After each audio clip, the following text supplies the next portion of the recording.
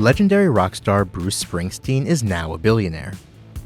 The boss went from E Street to Easy Street by staying true to his humble roots, rolling up his sleeves, and going to work. Despite his discomfort with the trappings of wealth, the Garden State's original guitar hero has amassed a substantial fortune over 6 decades, which Forbes conservatively estimates to be worth $1.1 billion, singing about his blue-collar roots. From his first major label LP, 1973's Greetings from Asbury Park, New Jersey, Springsteen's brand of rock and roll spun tales of manual labor, finding love, and getting out of the town that, quote, rips the bones from your back.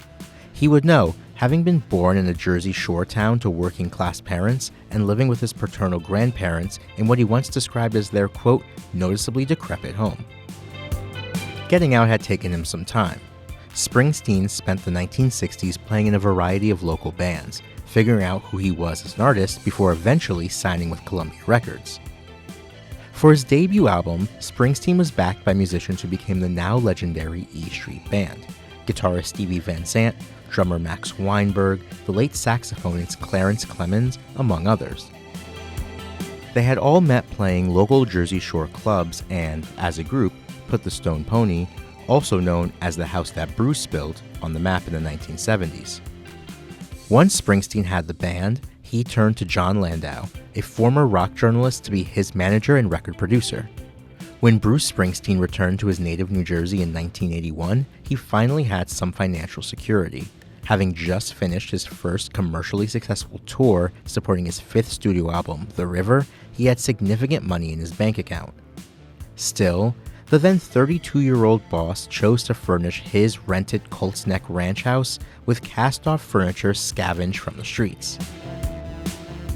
Over the course of his career, Springsteen has dominated the charts with 21 studio albums, 7 live albums, and 5 EPs, selling over 140 million albums globally.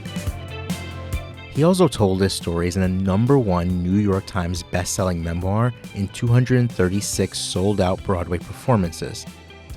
Along the way, he won 20 Grammys, an Oscar, 2 Golden Globes, a special Tony Award, and has earned a place in both the Rock and Roll Hall of Fame and the Songwriters Hall of Fame.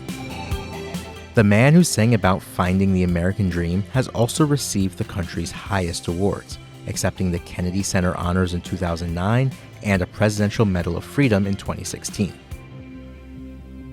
In 2021, shortly after his second run of Springsteen on Broadway ended, he sold his music catalog to Sony, earning a lump sum of $500 million for his life's work. At the time, Landau said the deal was deserved for the half-century Springsteen spent making music. And the glory days keep coming. In 2023, Springsteen's world tour sold more than 1.6 million tickets, generating $380 million in revenue per Pollstar.